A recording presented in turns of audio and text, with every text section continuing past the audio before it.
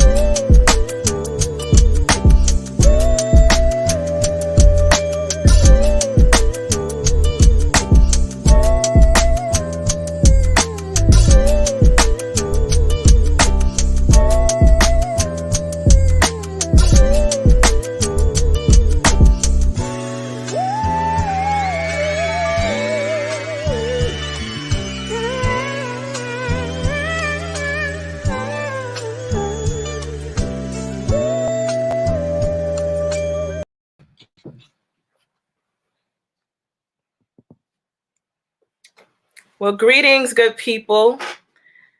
I hope that you are doing wonderful. Happy Monday. Today is the day for me that is full of gratitude. I don't know about you, but I just had a really interesting holiday season, Thanksgiving, for those who do celebrate and for those who don't. It's just been very interesting. So I just want to say thank you all for, taking time out of your busy Monday schedules to join this discussion about the journey of entrepreneurship from a variety of different perspectives. No, this is not about, the stuff that we see on social media, some of it interesting, some of it very real, but we're looking to unpack the conversations that, most starting entrepreneurs, we really want to know. My name is Anita Pierce, and I am your host, and I'm the principal owner of 11375. We are an organization that is certified with the city and state as a minority women business enterprise.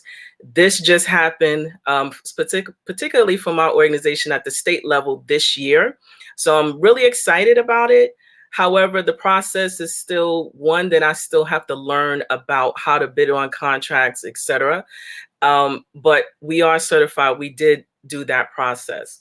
And so one of the things that we offer as an organization is we provide strategic strategy support, technical assistance to organization. We are a professional organization that provides professional services.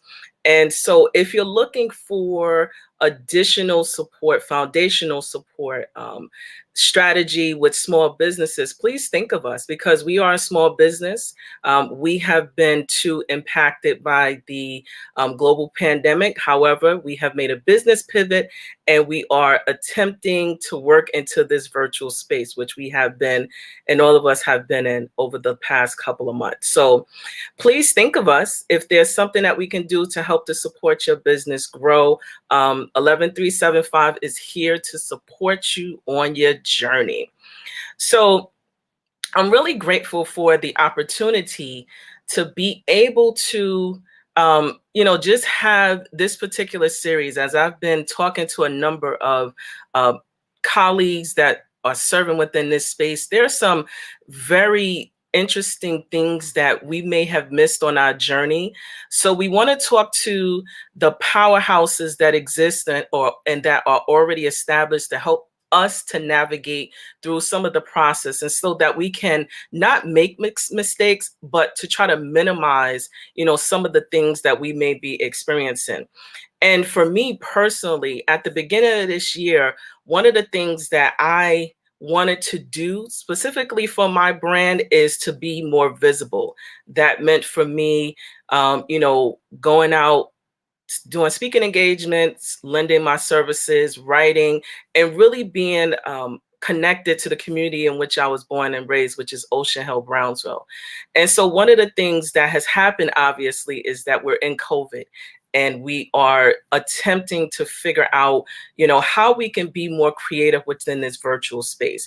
And thus, this series is here to help to provide us with tools and resources that are practical, that are useful, and that letting you all know that we are all on this journey together. And so just to offer just a couple of little tips in terms of how we can really utilize this space, this virtual space, to be able to support other small businesses. The first thing I always say is that being that we're in this digital world, there is so many tools, resources that are available that oftentimes as entrepreneurs, we don't take advantage of.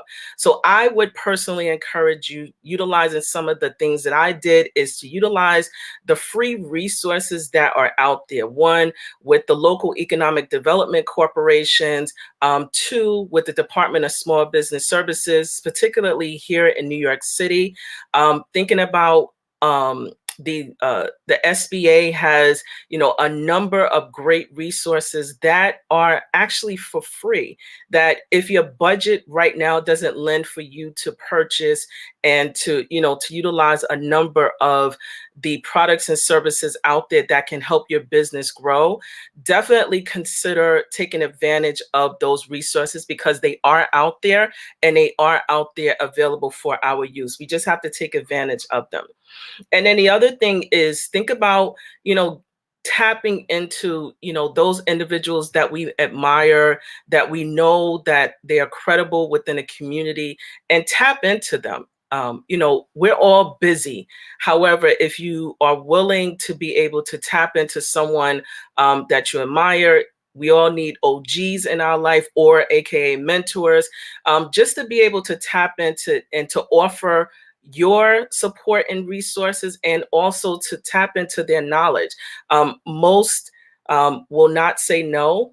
It may take some time just because we are embarking on the holiday season, etc. But just consider those things, thinking about, tapping into those resources, those free resources, and also utilizing the services, and also tapping into those individuals that we admire and actually are doing the work that we want to get into. So there will be a number of resources that you can check out my business page, and other resources that will be available to lend to help you to move to your next level.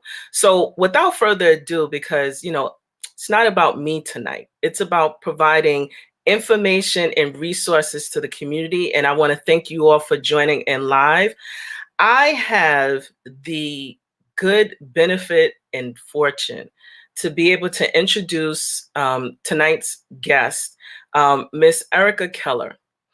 I am going to read her bio because I think it's important for us to get a different perspective of who we see working on these developments, and really getting a clear picture as to who she is holistically. So I'm actually going to read it. So Ms. Ericka Keller has a true heart for community development and revitalization. She attended school on a full academic scholarship and graduated magna cum laude. And she earned her Bachelor's of Arts and Master's of Science and professional certification degrees from New York University, Brooklyn College, and the College of St. Rose, respectively. And so that you also know, what I didn't know is that Ms. Keller was also a principal before taking over the business that she's actively in right now.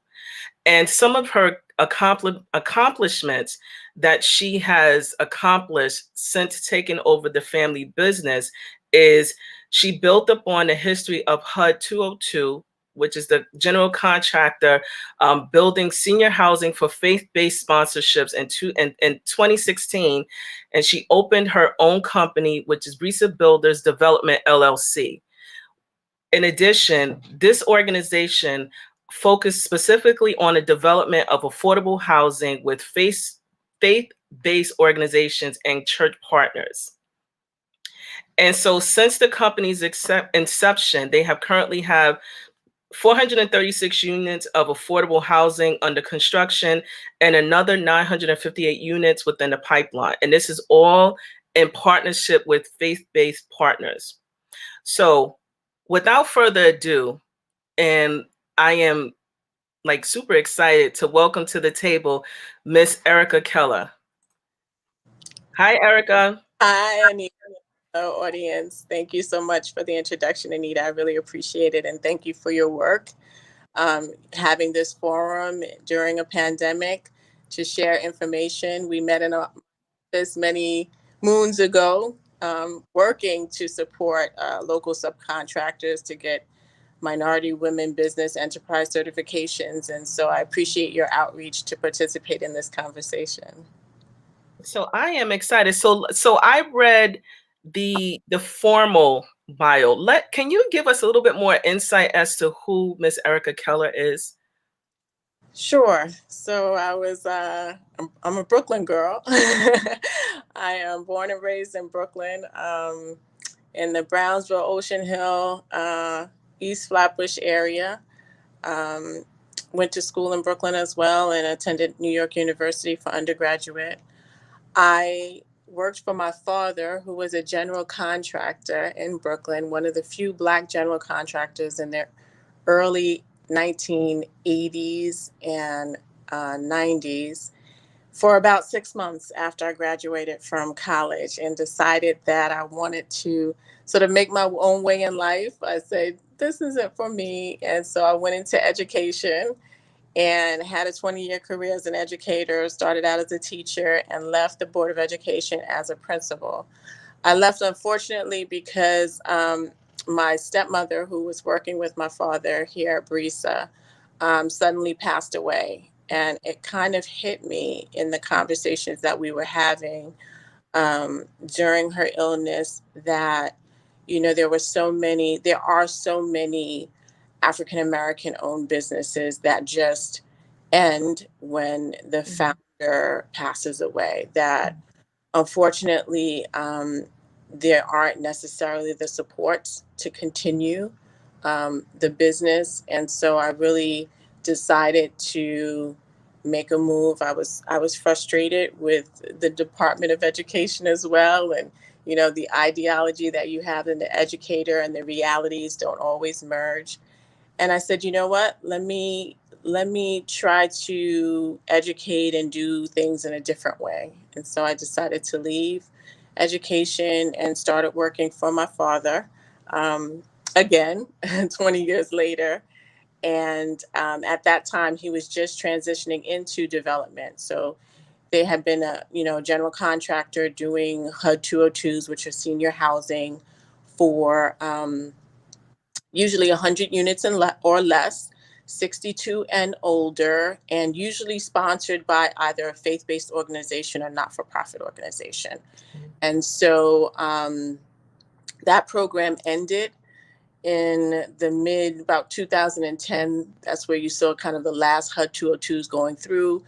And many of those general contractors or developers transitioned into low income housing tax credit programs, which are programs from the city and the state. And so my father was making that transition. And when I joined the organization and I sort of took over my stepmother's role, they were developing their first project that was a partnership with a faith-based organization in the Weeksville section of Brooklyn, Berean Baptist Church, to do 107 units of affordable housing and 8,000 square feet of community facility where the church has their Berean Family Life Center. And so that was the first development joint venture project that Brisa participated in. And since then, we have several projects that we've done with faith-based organizations to provide affordable housing and community services.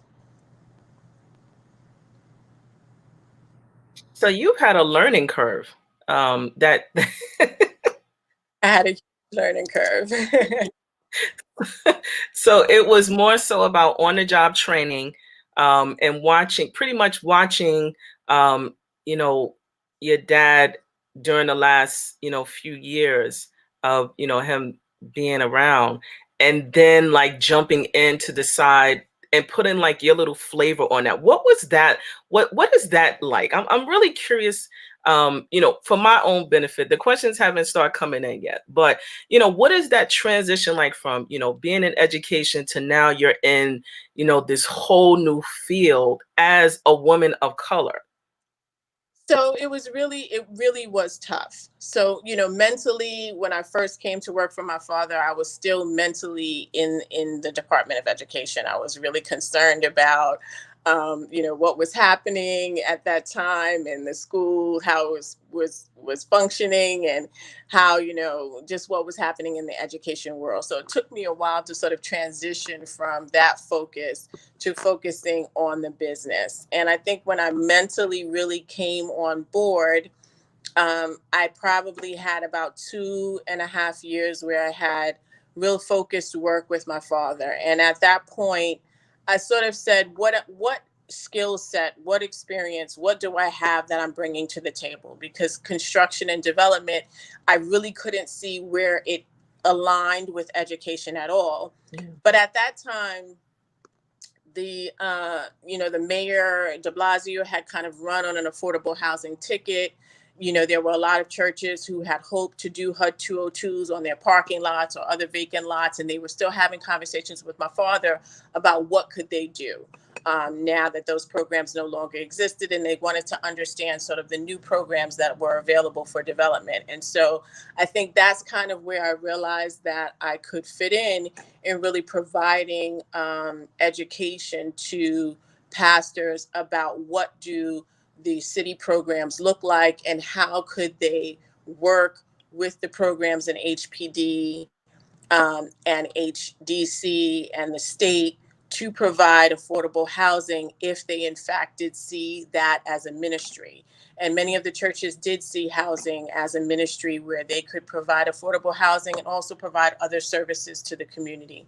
So I really educated myself on the programs that the city had so that I could educate the pastors on what these programs look like and how it could benefit their organizations if they so choose to participate in them. And so I think that became, we partnered with a group of pastors who had come to my father to say they wanted help in understanding the new programs. And so we would host free informational sessions once a month where we would just invite pastors to come in. I would really educate myself on the programs and just teach them about the different programs that are available.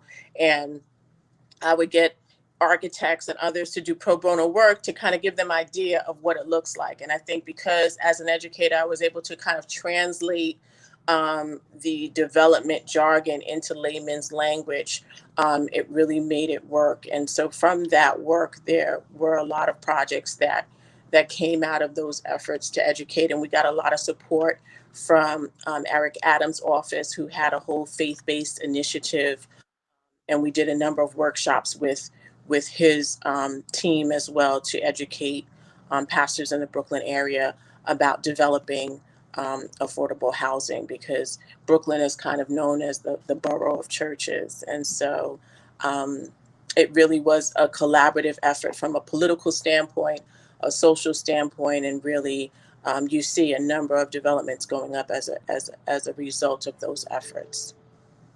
So I am actually going to pivot just a little bit because I do see a question here about, and I'll read it. It says, this is from NY Strategist. Thank you for joining. It says, can you speak about the administrative aspect of running a business and the importance of having a good accountant, attorney, and an HR staff as it relates to your realm? So that is really key. I think to any business, those are sort of the foundational components. I think what has been really a very smart move is some of the organizations. So there's advocacy groups that work with developers and general contractors. And one of the things that they have tried to implement, and I think in some sense there has been some success in this, is creating a platform by which participants can seek those services through um, through sort of a shared space. So NAMAC, the National Association of Minority Contractors, they have accountants that they work with or can refer general contractors to, and legal staff. And there's a NIRAC, a National New York Real Estate Chamber, and that's an association of Black developers. And they too have talked about having, accountants and legal staff and other sort of HR staff where you can get advice as related to, you know, labor laws and payroll and hiring, where you can sort of get that support as a member of those organizations at sort of a discounted rate, because those are also very expensive components of business that are necessary. And so talking about sort of pooling together through these advocacy groups to provide a pathway by which individuals can seek those sorts of supports. We also, I've tried to, in my own dealings, work with accountants who I would refer to others, and they are willing to sort of give discounts to new businesses and such when we were sort of doing those efforts for the subcontractors and trying to get subcontractors certified, and also give them those references for accountants and lawyers and such that are familiar with the industry and know what's needed to help them sort of with those basic needs. So it's kind of talking to people that are in the industry, finding out who they use, and again, through those referral services, seeing if you can get discounts as a new entrepreneur. Sometimes when people have those sort of relationships, they're willing to do that. and knowing that that accountant or that lawyer is really well versed in the area that you are starting your business is really important as well. So it is important to get those referrals and to talk to people who are in the business. And so, from your perspective, it is important, even early on in starting a business, that you really think about, from your perspective, Ericka, having a good accountant, having a good business plan, an attorney, if that is a part of your overall business plan. I think it's a part of everyone's business plan, and it's important to sort of seek those supports from those professionals that are well versed in the particular industry upon which you're starting your business. So, for instance, I started a daycare with a partner about 7 years ago, and we really sought an accountant who works in childcare, daycare, that has that level of expertise. We sought a consultant who could provide us, a business strategy, a business plan. We ended up, we explored doing it independently. We explored looking at different franchises. We called many different franchises and sort of investigated and met with them, which also helped us to formulate, the ideas if we wanted to move independently. And the same thing here. So when I, came into this industry in real estate, particularly with affordable housing and government programs, it's important that you work with the professional service providers that are well versed in that particular industry. So again, a CPA that understands tax credit deals and what it looks like to do partner tax returns, and a CPA who is specifically prepared to do accruals, right? Accounting for bonding companies, because that's what they look for from general contractors. So it's important to find, professionals that are well versed in the industry that you're working in. And Yeah, so I definitely agree. But it's something that you mentioned, just a little bit about how you really educated yourself about the new business that you were entering into. Can you really just follow up on that a bit? Because I think that sometimes, especially as I'm talking to folks, they seem to glaze over the fact that they need to be a student of their craft. Do you mind elaborating on that just a little bit more? so yes, that is so important to realize that you don't know, right? And even when you know, you still don't know. And it's so important to ask questions, to do research. And I was fortunate enough to have professionals in the industry that were willing to share information. So the lawyer we were working with on the deal, the development deal that we were working on when I first joined the organization, was very helpful in introducing me to different advocacy groups, and sending me different workshops that were available to really help me educate myself about the industry. And there were other folks that I was meeting as a result of just coming into work every day, and I would ask them questions, and they would say, oh, they would answer the question, but then say, oh, also, and I would say, oh, do you know where I could find out more information about that? And so they would refer me to some of the organizations that were well known in the industry for providing information, or forward me, many of the lawyers sometimes often offer workshops or informational sessions about what's new or what's trending in the industry. So I think it's so important for you to do the research, of course, doing your own Google searches and that sort of stuff, but also having conversations with colleagues so that what's happening in the industry, and joining those professional organizations, because they're always giving information to help keep participants educated and sort of on the cutting edge of what's happening.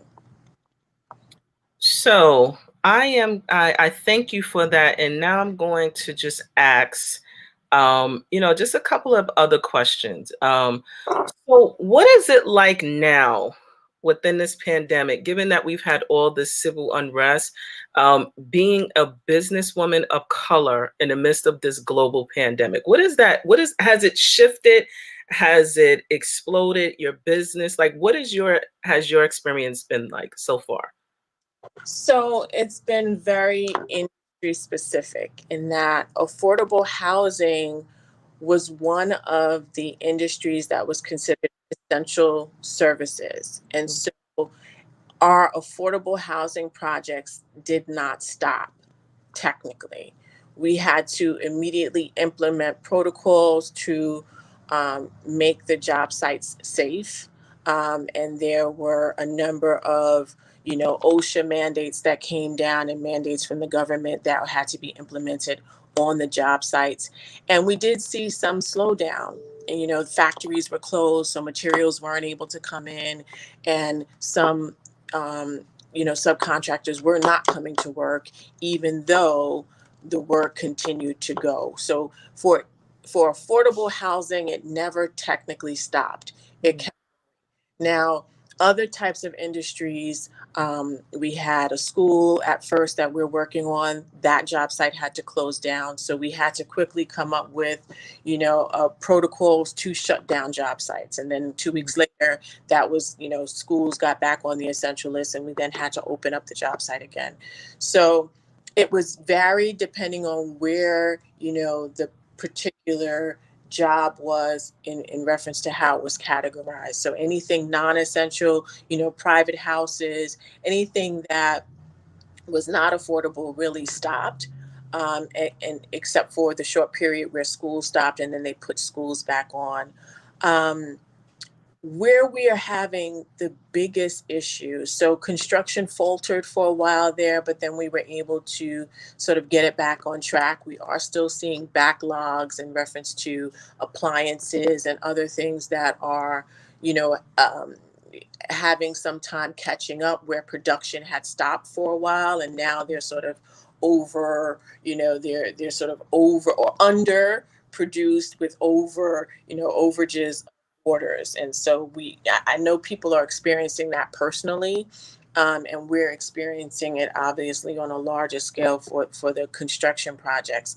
Where we're having the greatest concern is in reference to development projects that are not yet under construction, but are, being designed by the architect, or the grounds are being tested for soil conditions, or all the things that happen prior to construction.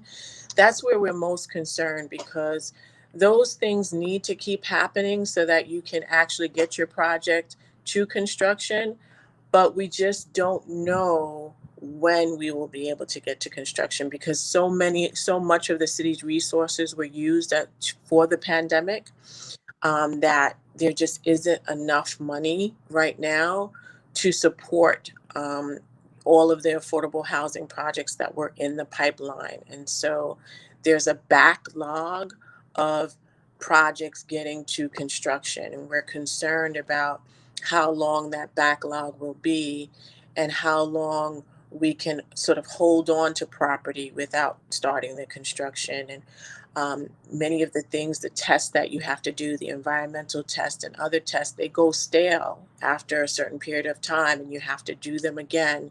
So we're concerned about those projects that haven't yet got to construction, that we're still moving through the pipeline, because the city really is, we were the hardest hit at one point. I mean, Cuomo was able to, get us back on track, where I think we're still maybe third or fourth in out of all the states, but we really are feeling it more so in the city than statewide. So the city programs are the hardest hit right now.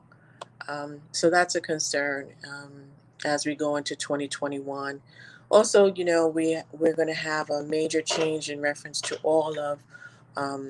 We'll have a new mayor, a new administration, and so it takes time, right, for everyone to get adjusted to office and to put in new programs and to find out what their goals and objectives are as an administration. So we're concerned as to how that will affect affordable housing as well, with the backlog created by the pandemic, as well as a change in administration, where it will take some time for everyone to get kind of adjusted and get their agenda in motion.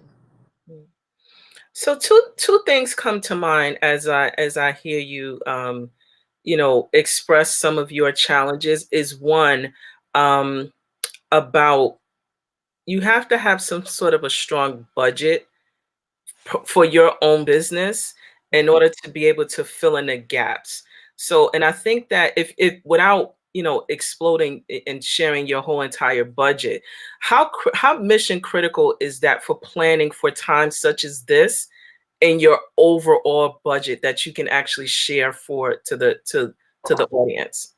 So it is tantamount because you often have many projects happening simultaneously, and it is difficult in New York City because New York City, unlike other municipalities, we've just started working in Massachusetts, they are more loosely defined as to when you actually get to construction loan closing. And so you have to sort of budget accordingly because you don't, there isn't any money received until you get to a construction loan closing. So you have to plan for all the pre-development costs, and something like what has happened in reference to the pandemic and the backlog that it has created can completely throw you off of your schedule and sort of put you in a tailspin as a development entity. And I think because it is such a capital intensified industry,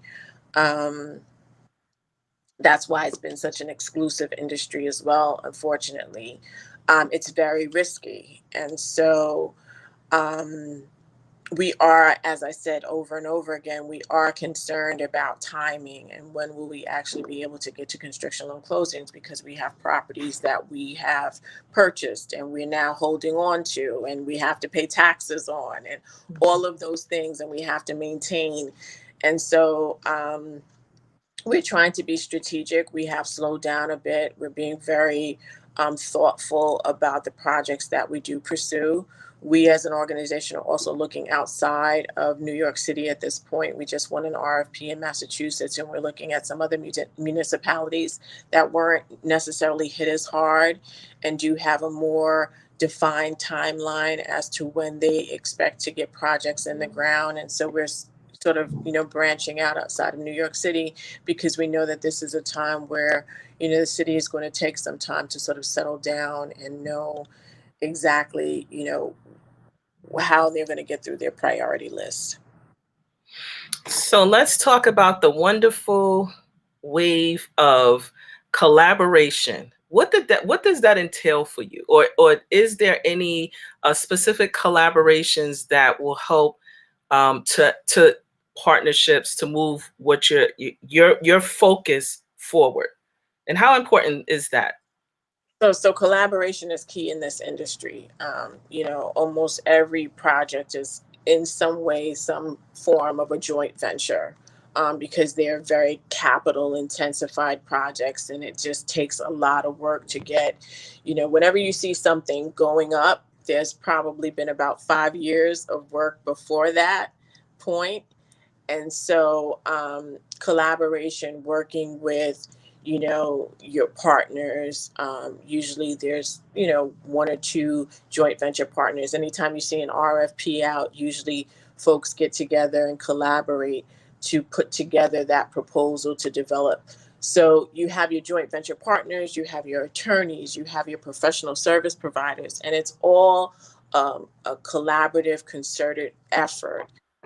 Get from an idea, a vision of developing something, to actually where you are at a ribbon cutting ceremony, and and recognizing a finished product where someone can live, or work could happen, or businesses can thrive. And so it's collaboration is key. Um, in working to really move from ideas to actual buildings that you see. And like I said, anything that you see under construction, there's probably been 3 to 5 years of pre-planning just to get to that point. And it's all with, everyone sort of working in sync, to get to the finished product. So to your point, things just don't happen overnight. It is not. Patience, and uh, just working with people, and working through, because everything is a challenge, right? Nothing comes easy. That's worth it. That's so true. So access to capital. Capital, capital, capital. Let's talk about that. So we have been, and even myself have experienced, really tapping into, what that looks like, for capital. Can you just give us a peek into, some of the things that you may have experienced, or also even better yet, where are some of the resources that one, as a starting entrepreneur, one who has been in business for a little bit, where can we tap into the capital resources? And second question, how important is good credit, good business credit, good personal credit? So I think personal credit is key for any small business because in most instances they're looking for one person, to be the guarantor of whatever loan that you're taking out, or or the partners to be the guarantor. For an SBA loan, you have to provide some sort of capital. Um, so when we were doing the daycare, we went to SBA and we applied for a 7A loan, and you do have to provide some collateral for that loan, and they also look at your credit as well. Um, and that I mean, that's a really solid loan. And I think I would advise everyone to look at a Small Business Administration for loans. Um, they are they're expanding their platform, so everyone has become most familiar with SBA. Um, now because of COVID, but they've always had really solid programs. And I think they're even more accessible now in reference to picking up the phone and really talking to you through their different products, not just related to COVID-19, but other products that they have available. So I would strongly advise everyone listening to take a look at the Small Business Administration loans and really get familiar with them and see if there is a product that they do have that sort of matches the needs of your organization and your business, and what you see for your future. Um, I also want to highlight um, Chase, and the reason why is because my father banked with Chase when it was chemical, and he had a relationship with them. But when I came on board, I didn't feel like they were really very receptive to us as a small business. That they had sort of a hands-off approach. They worked with us, but not really in the capacity that I would have expected, having the fact that he had worked with the bank for so many years. But I will say that in the last 3 years, I've really seen a real difference in their efforts and their communication and their programs to work with small businesses. And so I would advise anyone listening to really go into a Chase and make an appointment with a banker in whatever capacity that they're doing so now with COVID, and really have a conversation, talk about your business, and maybe bring your business plan and get some ideas from them. I know that they recently have another program that they're doing called Advancing Black Pathways, where they are thinking about racial equity and how do they ensure access and to their lending products. And so I really have to commend them, and I want to highlight them as one of the larger banking institutions that does seem to have a focus now on small businesses and really making some efforts to facilitate working with small businesses and helping to advance them. M&T, I don't bank with that bank, but I've had some conversations with them where they were really too very strategic in making that outreach to a small business and seeing the ways in which they could engage and advance. And I made a decision to stay with Chase, but I would say that M&T really put up a very good um, um, pitch, I would say. And I have heard others say that they have been impressed with the work that they have gotten from MMT as a small business. So I would highlight that organization as well, that bank as well.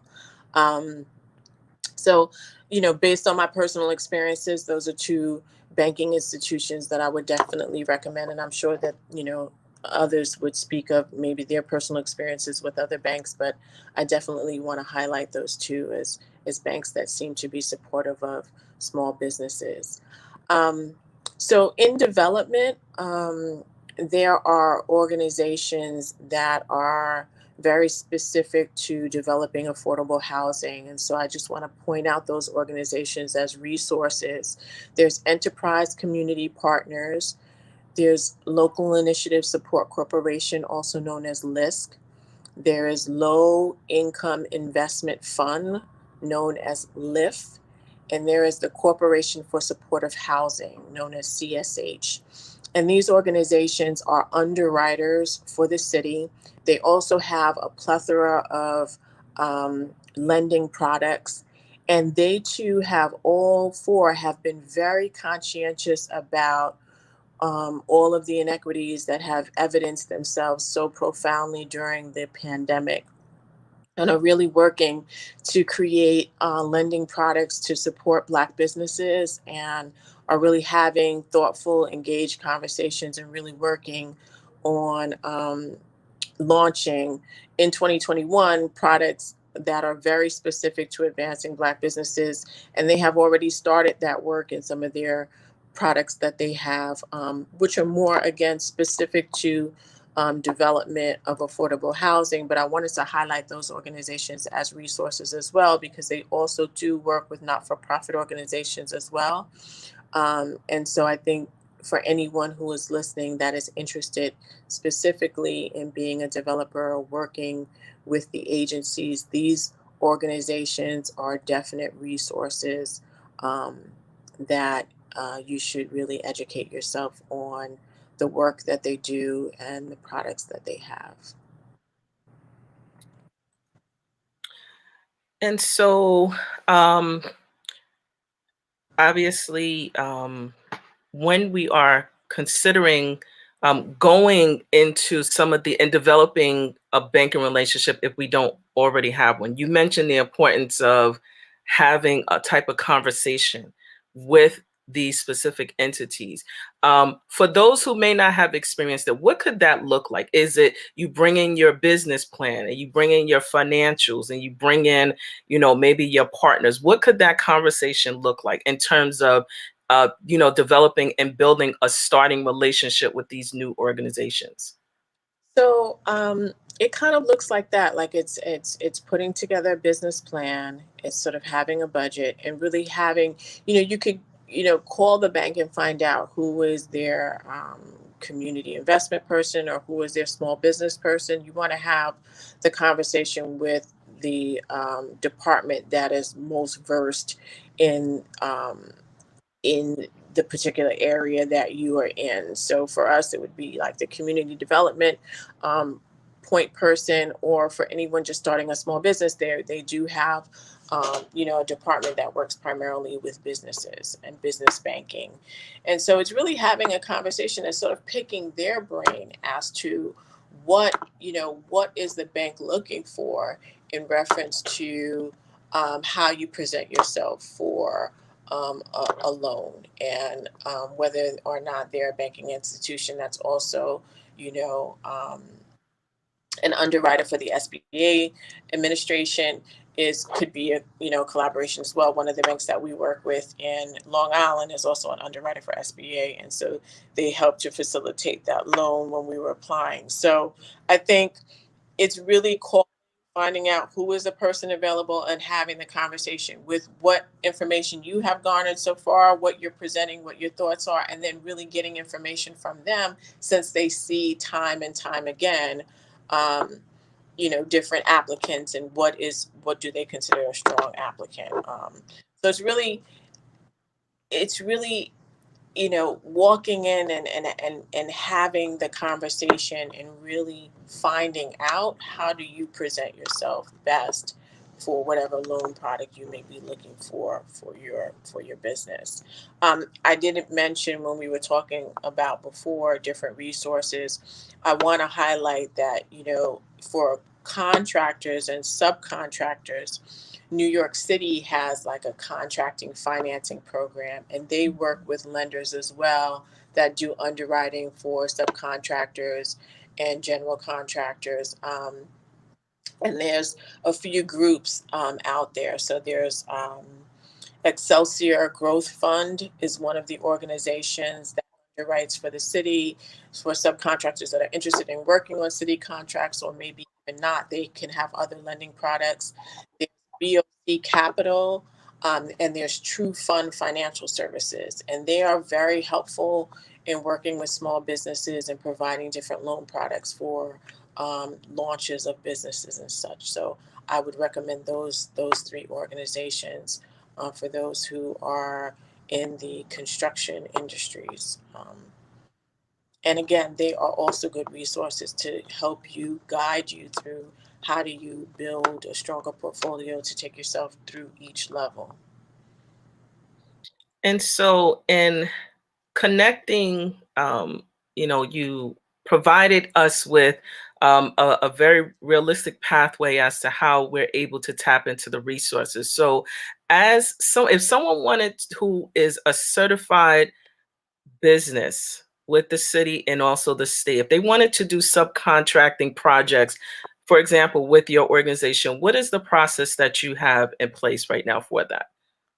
So for us, we are actively always seeking, particularly minority and women business enterprises. And so on our website, we have a link for you to fill out the pre-qual application. And most developers or general contractors, they always have links on their website for subcontractors or other service providers to fill out their pre-qual applications.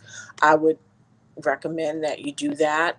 You go on the different websites of different general contractors that you see, or construction managers, complete the pre-qualification. It's important that you have your insurances in place as well, or find out what their insurance requirements are. The city has a plethora of programs that they do, again, through their contract financing program.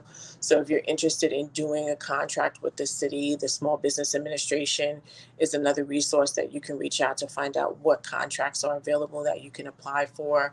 And that's whether you are certified or not. So there are certain services, obviously, where you will need licensing and such. And I would recommend that if anyone is listening, that if they fall into any of the categories of minority, um, women, enterprise, veteran, disabled veteran, disadvantaged, all of those businesses, I would recommend that if you fall into that category, that you do seek certification in that area. And you do have to be in operation for 1 year. You would have to show finances, and that you've had a bank account open and you've had some money going through. You do have to file taxes. There are some preliminary requirements, but I think it's important, particularly in this day and age, to get certified if you can for any one of those areas that you may qualify. And so, thank you for that. I am looking at our time and looking at some of the questions that we have, because we do have a question that I'm actually going to hold off on that just a little bit, and ask this question. So, as a general contractor, women of color within this space, what would you advise someone who is interested in becoming and following in your footsteps in real estate? What my advice is, again, I think professional organizations are key to that. It not only gives you a platform by which you can meet other colleagues and have, informal conversations, but it also provides platforms for education, industry updates. And so, the National Association of Minority Contractors, the chairperson is NIAM. That's a great organization to become a part of, to help you navigate through, the initial steps of this industry. There's other, the Association of General Contractors. There's a plethora of them out there that you can kind of look up on the internet. But I know specifically New York tri-state area, the National Association of Minority Contractors gives a lot of information on, starting out as a general contractor or a subcontractor, and where, business opportunities are, contract opportunities are. So I think professional organizations are very key to anyone starting out in any industry. And so I have a question here. So Miss Patrice West, hey Miss Patrice West, thank you for joining. She asks, what is a 7A loan? So a 7A, SBA 7A loan is sort of their traditional lending product. It's usually for under $500,000. It's for new startup businesses, and you usually have to collateralize the loan with an asset. So, if you have a house, they're going to ask you to post the house as collateral. They may ask for other sorts of collateral if you don't have, a house to post. So that's sort of the SBA sort of traditional entry level small business loan. Um, and it's usually a 10-year payback. And so you pay on a monthly basis for 10 years. The amount that you took out is usually at a fairly reasonable interest rate. Um, and it's a solid lending product, and it's available for any industry. So, um, you know, it's restaurant, childcare. It's available for a variety of industries, and so that's kind of their standard product that people know the SBA for, although they have some new products out now as well. And so let me just check again to see if there's any questions. So I have another question. Just in wrapping up, this has been a heck of a year 2020 for us all, to say the least. One of the things I can think about is just being in full gratitude for just being alive. Do you have any advice that you want to give? I know that you gave us some interest for those who are in real estate development, but just as an entrepreneur, just throw some goodies at us, Miss Keller. Throw some goodies at us. I don't know. I think we have to. I think, given the pandemic, we have to be creative, right? You have to sort of think outside the box, right? Because we're just in a whole new arena. We're in a whole new playing field, and so I think creativity is key, and really your passion is so important, because I think the lighter or the brighter side of this is that this has tested us in such a phenomenal way that we could not even imagine, that I think it could bring out the best in each individual. And so, thinking about what is your passion, what is your dream, and how do you know, to fruition in the most creative, dynamic, anything goes way, I think is the approach that we should take moving forward. Um, because we've sort of, we've seen what the abyss can be, and I think there's no place up, there's no place to go but up at this point, right? And so I think creativity is key.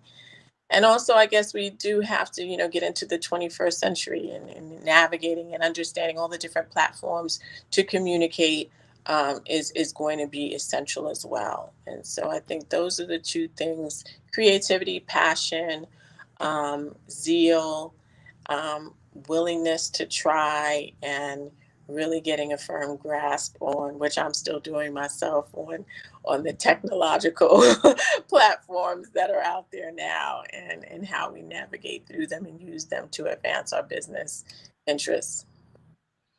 So on that note, I'm actually, hey, LaShawn. LaShawn says adversity is the mother of creativity. Yes, I can hear it in her voice. Yes. Thanks for joining. So I am going to say thank you for taking time out of your busy schedule to support another entrepreneur. I am, just really the insight, that you provided myself, in addition to the audience members, was invaluable. So I am just really thankful for your time, and wanted to just wish you, if we don't speak between now and 2021, I want to just say, wish you and your family a wonderful holiday season. In spite of all the challenges that we may be experiencing, keep smiling, because I'm feeling all that love that you are bringing through this right now, and I definitely appreciate you. Thank you. Thank you. Thank you. And thank you so much for providing this platform for the community. It's really important that we're willing to share experiences and information to help each person get to the next level.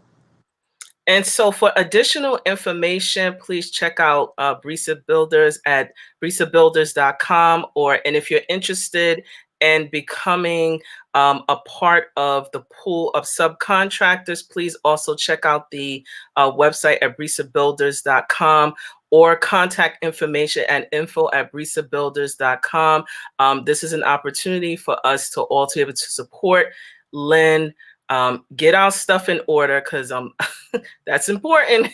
And I want to thank you again, Ms. Keller, for joining. And I look forward to talking to you again soon. Take good care. Thank you. Bye-bye. All right, take good care.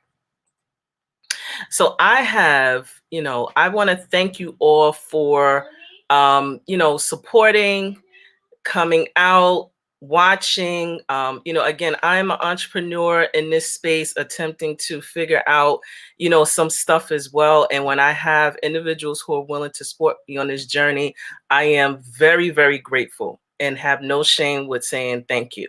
On that note, I want to just put out, just some friendly reminders, just making sure that we stay safe in the midst of all of this craziness, and also to be able to, just share the platform with some up and coming community members, and also up and coming small businesses.